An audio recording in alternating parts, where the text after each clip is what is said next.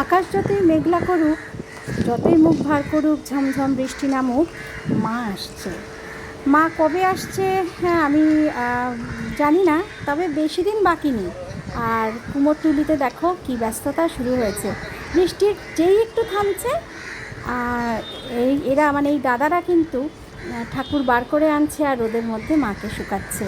কি ভালো লাগছে তাই না? এত সুন্দর, আমি তাই দেখছিলাম কুমোরটুলির ব্যস্ততা, একটা আলাদাই ব্যস্ততা। মনটা না খুশিতে ভরে ওঠে যে পুজো আসছে।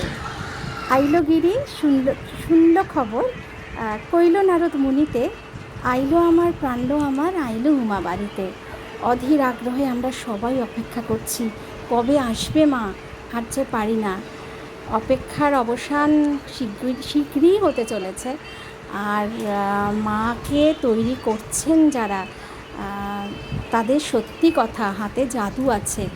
এরা ভেতরে, ভাইরা ভেতরে মাকে তৈরি করছে। আর মানে বড় বড় আলো দিয়ে না, যেটা দেখলাম বড় আলো দিয়ে ওরা কিন্তু শোকাচ্ছে। হ্যাঁ, যে ভাই বা দাদারা কাজ করছেন তারা বড় বড় আলো দিয়ে শোকাচ্ছেন। আর যখনই আকাশে একটু রোদ উঠছে তখন বাইরে বার করে আনছে ওরা মাকে। আর মায়ের সাথে লক্ষ্মী, সরস্বতী, কার্তিক, গণেশ, সিংহ, অসুর, ইঁদুর, সবাই সবাই। আর এটা গাঙ্গুলি বাগানের কুমোরটুলি। সেদিন আমার বাবা সাথে আমি গেছিলাম। আর বাবার সাথে ওদের খুব ভালো আলাপ। বাবার অনেকটা সময় এখানে কাটে, কি করবে, বাবা ভীষণ মিশতে ভালোবাসে আর ওদের সাথে বসে বসে কথা বলে। তাই আমিও সেদিন চলে গেছিলাম। আর বলেছি পরে আবার আসবো, এসে আবার ভিডিও করে নিয়ে যাব। ভাইরা দাদারা কি সুন্দর কাজ করছে। আবার ফ্যান চালিয়ে রেখেছে, ফ্যান দিয়ে ওরা সব শোকাচ্ছে।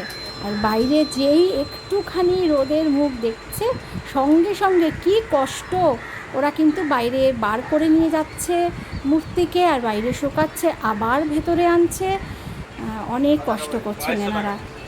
তো আর আমরা কারা কারা পুজোর শপিং শুরু করেছে বলো? আর একটা মাস। আমার শপিং সত্যি শুরু হয়নি, এখনও করব।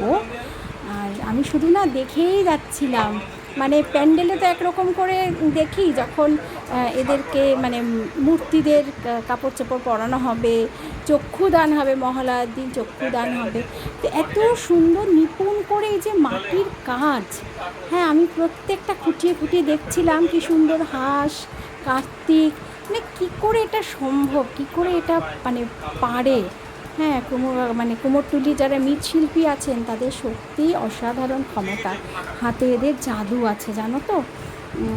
আর আমার কুমোরটুলি, আসল কুমোরটুলিতে আমি কোনোদিন যাইনি, কিন্তু গাঙ্গুলি বাগানের কুমোরটুলিতে বাবার সাথে গিয়ে সেদিন খুব ভালো করে লক্ষ্য করলাম। আর কেমন একটা ধাঁধার মতো লাগছিল।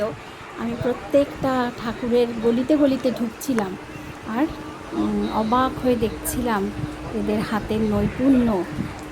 এত সুন্দর এরা তৈরি করেছেন।